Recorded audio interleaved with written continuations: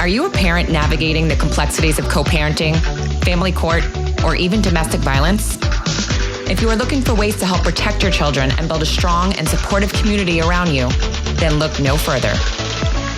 Gray Minds Think Alike is your go-to resource for everything related to the complexities of family life. Join us as we dive into thoughtful conversations with experts and explore practical tips and strategies for tackling the challenges of parenthood in the throes of adversity so that no parent feels alone and every child's safety is protected.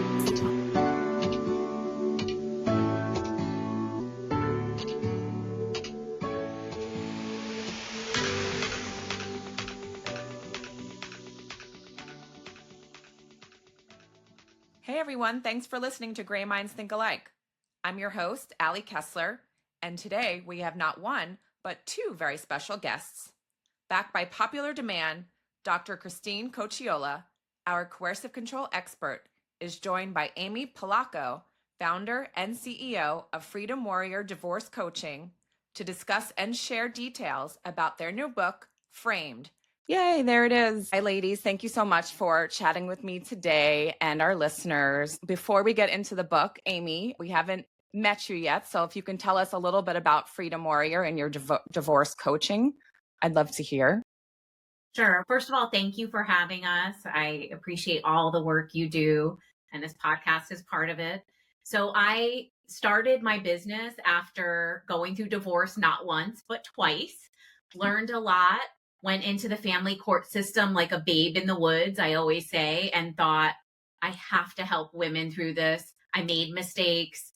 I really strive to help my clients avoid those mistakes and to take their power back in this situation before, during, and after divorce. So I have women thinking about divorce. I have some in the process and some after. And then part of my healing has been getting back to journalism. I used to be a full-time TV reporter and use those skills to shine a light on some of these issues, writing for national publications like Ms. and HuffPost and NBC News and other places, because I really feel that women have been kept in the dark a lot about this. So that's one of the reasons we wrote the book as well. And do you work with attorneys? Yeah, I work with clients primarily, and I do help them manage their relationship with their attorney, I would say. I think that people often think, well, how can I afford a divorce coach if I have to get an attorney? But in reality, we save you money because we help you with many tricks and strategies for using less of that attorney's time. And I always say that you've got to be the CEO of your own divorce. Smart. Right? You can't rely on your attorney. Absolutely. Okay, so I want to hear all about this book, Framed. To start, tell me how this book came about initially and why you wrote it. Go ahead, Christine. Sure. I'll go, and I'll just do a brief introduction because I know maybe some of your listeners know me, but there might be new people listening, right? Yeah, so my name is Dr. Christine Cocchiola, and I have been doing this work since the age of 19, a domestic abuse, child abuse advocate, and had no idea I was with an abuser since the age of 16, and actually educate on this topic every single semester as a social work professor. And that's how insidious coercive control can be. You don't even know it's happening to you. Of course. And so I ended up getting my doctorate in clinical social work and pursuing coercive control and researching it so that I could really elevate this conversation about how abuse doesn't have to be physical, but that there's so many signs that are there beforehand. And we're not protecting our children in the way that we should be protecting our children. So thank you so much for having us on. And we're so grateful to be here, Ali. I could talk to you, both of you, for hours. I have a lot to say, but we're here for your book and I can't wait to read it. So tell me how it came about. Sure. Basically, Amy and I do this work every single day. We hear protective parent stories, divorce, people trying to escape these relationships, their stories all day long. And it's kind of like a case study book is what I would call it. We have 22 stories from the most amazing protective mothers who entrusted us with their stories, by the way. But the really interesting thing, Ali, is that their stories could be anybody's stories. Right. We just heard about that story out in Colorado this past a couple of weeks ago, where the mom was stripped of her custody because she was saying that she did not want her children to go to repair therapy with someone who was had convictions and was wearing an ankle bracelet and had sexually assaulted their child, at least one or two of their children. And we have a story in here that's similar to that. Right. These stories are not an anomaly. It's an epidemic, but we really just want, like, for young people and old to begin to educate themselves on what abuse can look like, because abuse doesn't look like abuse initially. It just sure doesn't. No. And so how do we really empower people with these? We decided we'll ask people what the beginning of their relationship was, what the middle was when they started to have clues, and then now where they are now. And these mothers are still embroiled, many of them, in this process with family court. But the relationship in the beginning didn't start off bad. It really didn't for many of these people. And so we hope this is a warning for protective mothers. As a matter of fact, Tina Swithin, who wrote our epilogue, I know Tina. Yes, this book should be a prerequisite for all women. All women. That's great. It should be read before marriage, but definitely before divorce or child custody proceedings. And for me, that just speaks in volumes, right? This is not just for if you're going to be getting a divorce or if you're in a divorce. This is, guess what? This is a warning sign before you get in a relationship. Absolutely. There's red flags before you get married, I'm sure. And Absolutely. how did the two of you come to work together? Well, we've known each other for a while, and we've worked side by side. We've shared stories of clients confidentially, of course, not names or details. Sure. And I think we're both motivated from our own experiences to make a change. And I think Christine had the idea of putting the stories together. I've been writing, trying to shine a light on this issue. But I think in many cases, we'd have a big story like Colorado or Catherine Kasanoff, if you know that case, and think it was going to be a turning point, right? And we've had more of the same. And so we thought, okay, we've got to shock the world with this. And that's why I think there are really 3 reasons we did it. One is to validate for the women going through it. You're not crazy. Right. You're not alone. You are not an anomaly, right? Right. Also, like Dr. C said, we want to warn women and educate them before it's too late. Lastly, we hope that people get ticked off when they read this book. It's not an easy read. We say, it's not a beach read, but it's a must read. And we hope that the masses will read this and be shocked by what's going on behind courtroom doors enough to get involved in this social justice movement, because that's really what it is. Absolutely. I'm just curious, how many people or how many cases did you interview? We have 22 stories, and we could have had a gazillion stories. I mean, again, it's not an anomaly. Since the book has come out, Amy and I have been asked, would you write about our story? Would you write about our story? And Amy gets asked that all the time as a journalist, right? People want to expose their stories. The people in our book identifying information, it has been removed, except for one particular story that is Caden's story, right? And so I'm sure you, right? I know Kathy Sherlock well. I'm sure you do. So, but they are just heartbreaking. And I think that these moms who have experienced this, and people ask us, like, we're getting asked these questions, women in the family court underworld. Well, the reality is that women in particular are mistreated, and their children are very much mistreated in the system. And if we can help women and children, oh my gosh, then anybody who's been mistreated, that can widen. But right now, let's start with the most vulnerable. Right. And the most vulnerable is that we have a patriarchal system that oppresses over and over and over again a mother's desire to protect her children. Right. Yeah. So how did you choose your 22? Amy? Well, I think it was tough, but we wanted to have a cross section. Mm-hmm. It's a diverse group of women. Sure. And I think, I would say we start from horrific cases that get worse. And we wanted to show the reader, oh, you think this is bad?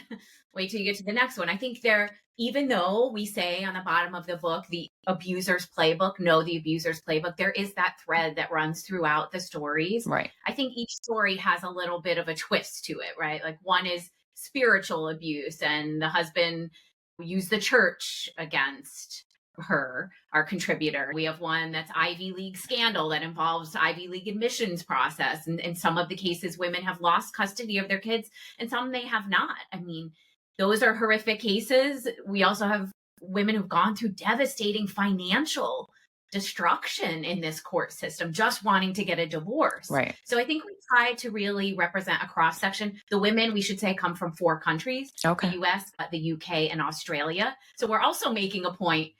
It's not just here, right? Other places too. Sure. It's Absolutely. globally. It's globally. And I, when we get phone calls and it's like a mom and she's in Ohio and she's like, it's so bad here. And I'm like, yep, it's bad there, but it's bad everywhere.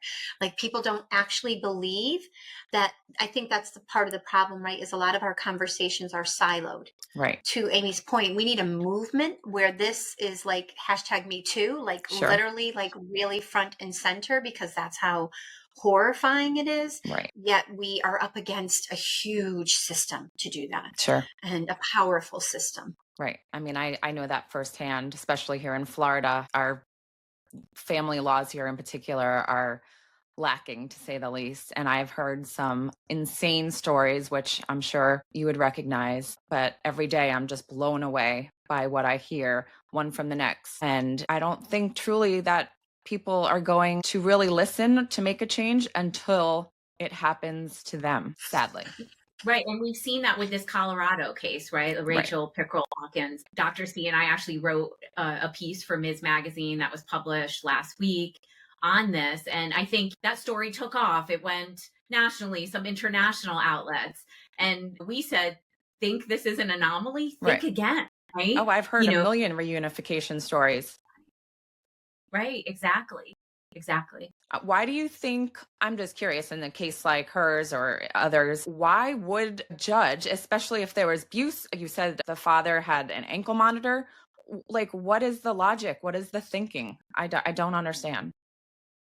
It's called empathy. So Kate Mann came up with this word, and she says that in our society, men have more rights, that we have sympathy for a man who shows up as a decent human being. And if you apply that to family court, the moment that a father expresses interest in his children, and we know these abusers are going to express interest only to hurt the adult victim. They don't really have an interest. But the moment that they do that, for patriarchal reasons, judges are looking through the lens of, then I need to give him as much time, instead of saying, wait a minute, what's the history here? Like, how? So we have judges, female judges and male judges, who are making decisions not based on the best psychological and physical well-being of children. I mean, it's just happening over and over again. It seems like there is just a lack of, well, I would say there's ignorance. So let's just say I'm not educated, but it also is a lack of true care for the well-being of children. Right. I agree with all that. And I would just tack on that. I think when you look at the history of family court in America, for example, we used to have the tender years doctrine, which basically supposed, right, that children, especially under a certain age, were best suited to be with their mother or their primary caregiver, right? Yep. And then when the men's rights movements really took off, this shifted to the best interest of the child. But we know that idea presupposes that the child should be with both parents no matter what. Right. And it often trumps, for lack of a better word, abuse claims and evidence that we see in so many of these cases in our book and these that we're talking about. There's evidence of this. This isn't just a lie, though we know that the woman is framed, right? And she's accused of lying. Right. I mean, I saw that in my own story. So, I get it. It's just crazy, the stories that I hear. I don't know why they're giving them that much power, when if they're saying it's the child's best interest, I'm not sure why parental rights trumps that, as you said. I went through that myself, because what was in my son's best interest was to be with me. So, yeah, go ahead. We live in a world where there is a lack of understanding of, when we think about physiologically, the role of mothers. Right. I mean, evolutionary wise and physiologically, the role of mothers is to be a protector. It's just the nature of it. There's very few in the mammal world that it's any different. Right. Yet Yet when a mother does try to protect her children, she's seen as pathological or alienating, which is kind of pathological. She's seen as crazy, dramatic, and when actually that is how we are built. So there's just truly a level of arrogance for sure. Yeah. Yeah, I agree. As you were saying, the tender years doctrine, I actually just had a conversation with a lawyer from a female only law group here in Florida. And we were talking about that. And I was saying how I came from a divorced household. My parents got divorced when I was pretty young. And I went to live with my mother. And I saw my dad on weekends. And as I got older and I wanted to hang out with friends and do extracurricular activities, I would skip maybe going to my dad's because he lived an hour away and I wanted to be with my friends. And he let me, and he did what I wanted. He let me be the kid and the teenager that I'm supposed to be, and didn't just exercise his rights saying, no, you have to come to my house. And, I just wish more parents in general would be that way, would be understanding of, not only the child, but their relationships and who they're going to be in life. Yeah, but that's not how I control you, Ali, right? No. And that's not how I control your protective parent. And that's what Dr. Evan Stark talks about, is that the children are secondary victims, not because they're not as relevant, but because they are just an apparatus. They are a weapon to hurt the primary victim. So your dad was a healthy dad. Maybe they didn't divorce for great reasons, or I don't know the circumstances, but he did not try to control you or his ex-wife by using you. The pathology of abusers is really misunderstood in the family support system or ignored. It sure is. Yeah. So I'd love to hear more about maybe some stories or cases from your book. I don't know if you want to share certain specifics. The floor is yours. Sure. I was actually going to read a little bit because I feel like your podcast, of course, with Grayson's Law and everything like that, it's just so relevant to legislation and how we need coercive control legislation in every state. Yes. We have not criminalized it like they have in the UK and in other countries, but what we have done is we've codified it in 7 states. But what that means is that there's 43 states that still do not recognize that coercive control is a form of domestic abuse, basically, Right. which is hugely problematic, Right. because that means if you don't have a bruise, you haven't suffered abuse, Right.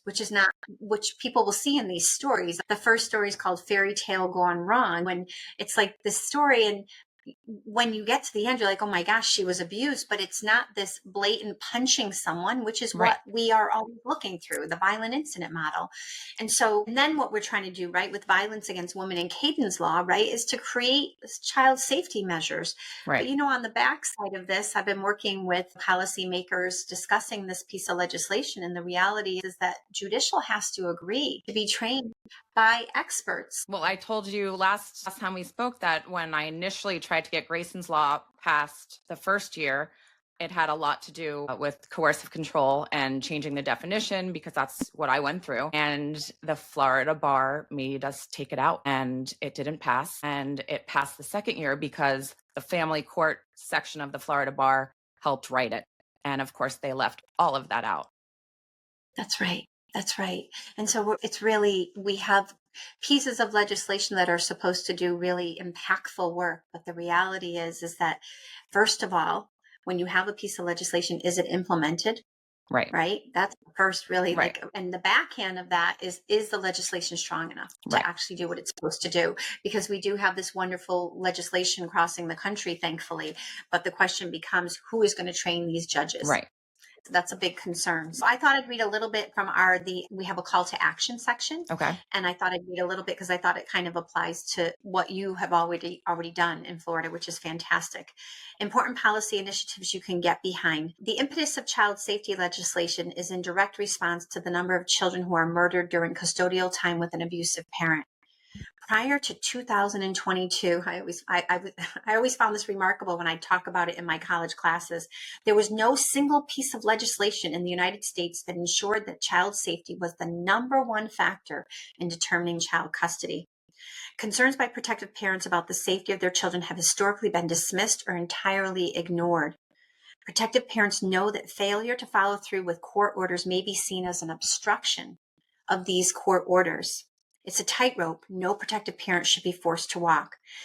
Perpetrators know what matters most to the protective parent: the physical and psychological safety of the children. The coercive controller narcissistic abusers need to exert power and control. Coercive control over the adult targeted victim often is limitless, using systems to further inflict harm and wielding family court to gain more custodial time as retaliation. The intent is to harm the adult victim. Children become the casualties of this revenge tactic. Sadly, all too often, filicide, the murder of children, is the end result. In case after case, protective parents beg court professionals to heed their warnings about their children being unsafe with an abusive parent, their pleas falling on deaf ears. Yep, it's just crazy. I mean, just to have a thought pattern that, someone's hate would trump the love for your child. I always said that Grayson's father hated me more than he loved Grayson, which is insane to me because I do believe that he had a good relationship with Grayson, and he did all of that just to hurt me because he knew that was really the only thing in the world that could break me down. Yeah. Unbelievable. And so, I mean, there's no words for the loss that you and other protective mothers have suffered. Yeah. And I have spoken to quite a few of them. I actually met Kathy. She invited me to a golf tournament for Caden's Corner. And I spoke about my story. And then we went to Washington, D.C. together last year and toured the Capitol to try to get some more federal laws passed in each state, which is, as you said, probably beginning the hardest part. I know I'm trying to get Caden's law somehow incorporated maybe into Grayson's law just because of that same training. And like you said, part of the problem is executing. Even with Grayson's law, yes, it's a law, but what does that mean? Are the judges learning what that is? Are the lawyers learning what that is or how to use it and how to apply it? No, I hear that all the time, that the judge has no idea what it is and throws it out. I've also heard that it was cited and it saved their child's life. So that's the hard part. What else you got for us? I mean, I can read a part of Kathy's story here about Caden that I think is applicable. And I think to your point, part of this is there are a lot of people making a lot of money in this system. It is a system. Dr. Ramani, who wrote our foreword, and we're so grateful to her for that, talks about this complex. It is. Right. It's a divorce industrial complex, right? And that's what we're up against, is that we can pass these laws, like in Connecticut, we have Jennifer's Law. Right. But are they being implemented? The judges don't want to be trained, right? So there has to be accountability. I think what worked in the Colorado case we were talking about is there was accountability. Right. Publicly. Public shame. Right. Media, right? That worked really well. And the embarrassment, I think. I agree. So this is from Kathy Sherlock's, and hers is the last story of the book. We're so grateful. Obviously, we could share her name, unlike the other contributors, and it's called Who Was Protecting Caden? So she says, parental rights supersede children's rights in our family courts, and this is backwards. Some people are evil and shouldn't have kids or be around kids or even humans. He wouldn't have been able to adopt and have a dog because of his violent history, but humans were fine according to family law. Caden's father's parental rights superseded her right to live. Every judge, candidate, lawyer, or court personnel I have talked to all say the same thing, that the best interest of the child comes first, but it doesn't. In practice, it doesn't. Passing a 50-50 presumption custody bill, as that of HB 1397 being introduced into the House, would be detrimental to the safety of kids. I should say this was part of her testimony in the state of Pennsylvania. Right. It would make it worse than it already is. Kids' safety and actual best interest should be the number one priority in all custody cases. Number one priority, the end. There shouldn't even be a discussion about it. It should be the norm. Again, it's not. Protective parents are viewed as alienators. The courts take this bogus theory written by a dead pedophile apologist, Richard Gardner, which abusers use to challenge real abuse claims or safety risks for the child over anything else, over the child's best interest. You hear the word alienation, like Jeff claimed against me, her mom trying to protect her. And all of a sudden, All other information or testimony, witnesses and experts, and all of that is dismissed or ignored by the courts. Claiming alienation works for dangerous parents. And we see that over and over again. We know that they're trained to kind of be on alert for an alienator, right? From the get-go. So it's already stacked against women when they enter family court. And well, sadly, Kathy's story and my story are very similar as far as what we tried to do to prevent it, because both of our stories both of the fate of our child was 100% preventable. And the courts wouldn't step in for either of us. Why do you think that it's so difficult to try to do what's best for the child? I mean, clearly these other parents are not fit.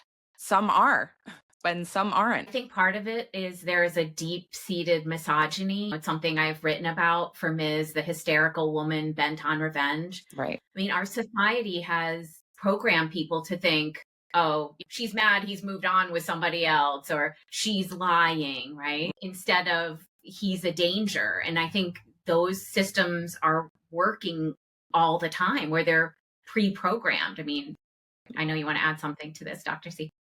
That's it. It's a deep-seated misogyny, right? And we have research that actually, we've interviewed judges, and we have research that affirms that this is exactly what they think. They think mothers lie about abuse over and over again.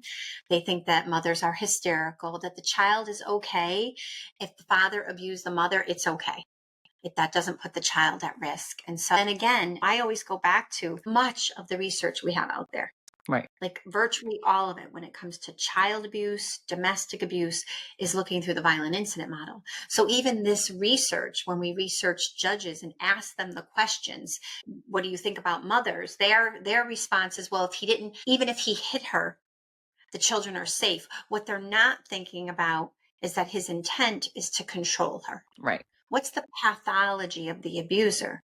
Abusers don't just hit, abusers control. Right. And eventually hit or harm someone in the family system. Right. And so that whole, in my perfect world, I would be able to give a training to everyone on the pathology of abusers, because it would expose exactly why they behave the way they do. But also, I think problematic is that when children grow up in these family systems, they actually are being treated in much the way the abuser is treating them, not the protective parent, but the abuser is treating them in much the same way that abuser was treated. Right. And what that does is that diminishes a child's own value of themselves.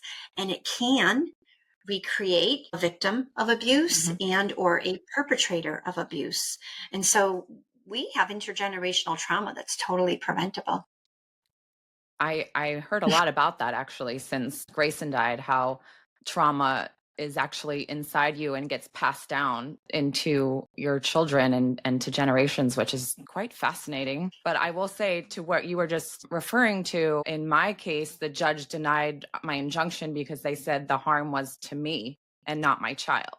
And I always just think that is the most asinine thinking I have ever heard. And the fact that it's not common sense that if a human being is harming a human being in any way, I don't care who it is, they are not fit to take care of a child. I always use this analogy. So Hitler slaughtered the Jews, but he'd be a good dad.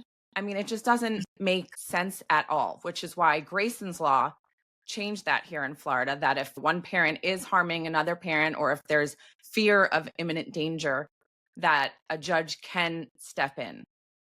But it takes literally the death of a 4-year-old to get these common sense laws to get passed and to get heard. And I think that's what infuriates me, because this was it could have been so easy, or a lot easier, I should say. Absolutely. I think it's amazing what you've done, Ali, obviously, and you're protecting so many children with everything you've accomplished. But I think you hit the nail on the head earlier when you said most people wouldn't believe this unless it happens to them. Right. That's why we wrote Framed. Right. We're hoping in a small way they can empathize with these contributors. They can, starting at the beginning of the story and then see and be shocked. Right. And be like, that sounds like me. Right, right. I always say, like, if I went out on the street and interviewed like 100 people in New York City, they'd all say, agree with you. That is crazy. That's insane. And if people think they're not affected by this, think again. It could be you next week or next month. It's probably someone, a family member or friend. Right. And when we talk about the intergenerational trauma, who do you think's paying for all this? These long drawn out court battles. Like if people only care about their pocketbook, well, guess what? You still have to care about this issue because Right. all of the services that families need as a result of these horrific situations. I mean, all taxpayers are paying for that. Right. So let's say someone is reading the book and they see something similarities maybe into their life, and they're like, wow, this could happen. What do you recommend that they start doing? Do you like making a list? Should they get a lawyer? We actually have a section in the book that actually details like what you can do if you or a loved one is experiencing this, because we really warning signs and how you can help. Yep. Because we know that this book might be triggering for people. And as Amy said, we all know someone. We just may Yep. not know. Right. You know, they may not have a bruise and they may not have told anybody yet, but the reality is we all know someone. So we have a section after our action steps for advocates. We have warning signs and how you can help, because we really wanted people to have guidelines on what they can Right. do in these circumstances. The reality, I'm sure you would agree, Ali, and I know Amy agrees, it's like victims end up escaping. Right. And then they end up thinking, I should have just stayed. Like if I had just stayed. This is the problem, right? A woman is safer in an alley than she is in her own home. And if she's not safe, her children are not safe. That's the reality. And Right. so, of course, women stay. And how do we support people and not judge them for staying? And that's, I find a lot of my work as a protective parenting coach and custody support coach. Like I'm actually like saying to people, you have to decide, is it safer for you to leave now or is it safer for you to wait? And Right. by the way, neither place is safe. Right. And if I they mean, stay, neither what place. do they do? Do they just play along? Well, and, you know, Amy and I talk about that in our workshop, the Abuser's Playbook. Like you do actually have to, like, I have a podcast called Perfect Prey, and I call it the 10,000 foot view. And as soon as you, Dr. Ramani and I agree, like you have this radical acceptance. Okay, I know who that person is. Right. Now I know. Right. Okay, now how am I going to navigate this relationship in a way where I don't give myself away? Because the moment I do, that person's going to retaliate, right? But how do I navigate the relationship in a way that I can see everything that's going on, I can predict it, and I can better protect myself, which is Right. super challenging. 1,000%. I tried to do that in my situation because I knew whatever I was dealing with. I didn't know it was called coercive control, but I knew that it was like a narcissistic behavior. I was reading a book called Co-Parenting with a Narcissist, and the number one thing it said to do was don't engage back, don't text back, and just don't give them the power. And so that's what I did. Anytime he texted me something that was not nice and disparaging and humiliating, I just tried my best to breathe and let it roll off my shoulder and do not respond. Now, Yeah. in hindsight, I always have these what ifs and what I could have done differently. And I'm just like, well, maybe I should have responded and maybe I should have played along with him and given him, some of that power so he didn't feel like he needed to attack. But again, you can't do those what ifs through everything. There's no way of knowing, right? And that's like, there's no way of knowing what the right answer is. But to your point, sometimes it emboldens them when we don't give them what they want. Right. Sometimes it emboldens them. Sometimes it calms them down. And I think it really depends on the level of pathology. Right. Right. Some people, they can actually they'll move on to someone else or get their supply from someone else. But if they are really about controlling you, they're going to become hyper focused on you. And there's no way of predicting that though. And that's really And challenging. do you think these are traits that people have since they're children? Abusers traits? Yeah. So the pathology of abusers, not my theory, but the theory I believe in is that we're all born a little more ego compromised or ego resilient. And then we're born into family systems that either fortify that compromise, meaning making us more compromised and filling us with shame Right. and a devaluing. And so then I think I guess what I'm trying to say is there's genetic predictors for sure. Okay. And then in that, the family system can either make it or break it. For every I'm sure Amy would agree, for every person who's suffered abuse, you can almost see the writing on the wall of how the abuser became in the family, like who their mother was, who their father was, right? Oh my God, my story, you would die if you heard the background in there. Grayson's father was in a cult, and that Yeah. was when he was right out of college. So you can only imagine what his family life was like. Yeah. So, are there any other types of abuse that you want to mention that is in your book? Like maybe not ending in filicide, but just parents not seeing their children anymore? Or what have you seen? I think that's one of them. I think financial abuse is a huge Right. one Yes. that in our beginning stories, I would say, like the one Dr. C mentioned, Fairy Tale Gone Wrong and Hell in Paradise are the first two. There are some real devastating consequences, financial, emotional, physical Right. abuse of people. And I think that's one you don't see, right? You don't see the bruise of financial abuse per se, but that can range from being cut off from money. We've had people, their credit's been ruined. Right. They've lost everything. They have no money to leave. I mean, we tell victims to leave, but then they have no access to the money Right. to leave because they've been financially abused for so long. And they could be a stay-at-home mom, or they could be someone who works and is forced to put their whole paycheck into the family pot, right? So they're losing that agency and their financial freedom. So I think some of those stories will be eye-opening Right. for people as it progresses to what some people would traditionally think of as domestic violence. I know we like to say domestic abuse, Right. because it covers all abuse. Right. Right. And I think I love that question only because somebody recently said to me, and I hadn't even mentioned it to Amy, where they're like, well, do you have stories in there about moms who suffer the alienation, quote unquote, by the abusive parent? And I'm like, yep, we do. So we have the mother being accused of an alienator, Okay. as an alienator, and children being forced to reunification camp. We have mothers who have been accused of Munchausen by Oh my proxy, which is gosh. child medical neglect. Yes. We have a mom who was basically her children. She has three. We have several stories like this, but I'm thinking of one in particular where there's three children. Two she has custody of, but her oldest is living with the abuser and totally, quote unquote, alienated and indoctrinated against her. So there's a variety of variations in the stories. But as Amy said earlier today, we were on a call. There is a thread that links them all because it's all coercion and control Right. that is not only on the adult victim, but it is within the family system, oppressing everybody in that family Right. system. One core thread through everyone's cases. That's kind of crazy when you think about it. Absolutely. What was the best part about writing this book? That's a great. I I would say that, we have moments where we feel powerless and upset about these situations. And I think for us, it's like we're doing something about this, right? And it has been heartwarming. We have a framed book launch group on Facebook to see. We have 550 some members at this point.